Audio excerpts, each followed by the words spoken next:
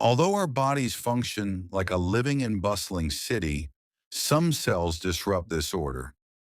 These rogue cells are cancer cells that, by defying genetic laws, lose control of their own growth and division.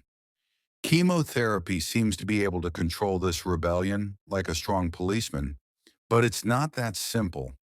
Cancer cells are masters of escape and change, and they always find new ways to survive. One of these ways is through epigenetic changes. That is, they manipulate the way genes are used without changing their own DNA. This is similar to a cyber attack. Hackers disrupt access to the gene library rather than changing the content. Silencing protective genes through methylation or hiding cell death genes by changing DNA packaging are examples of such tricks. In addition, cancer cells have a special ability that we call phenotypic plasticity.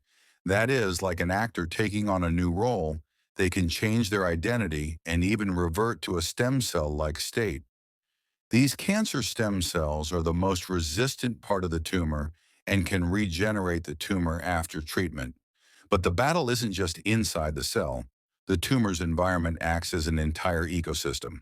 Tricked immune cells, new blood vessels, nutrients, and conditions conducive to tumor growth, such as lack of oxygen or mechanical stress, all serve to keep the cancer alive and make it more aggressive. In this complex field, researchers like Buse Cevatemre are looking for new strategies. One of her findings was about the plant compound pristimerin, which showed that it can induce programmed cell death not only in normal cancer cells, but also in cancer stem cells.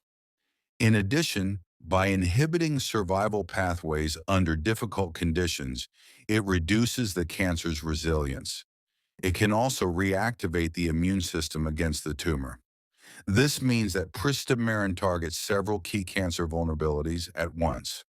Of course, defeating cancer is not an easy path. Drug resistance in cancer is a multidimensional battle, one that must be waged simultaneously against the cell itself, its environment, and the hidden mechanisms it has developed for survival.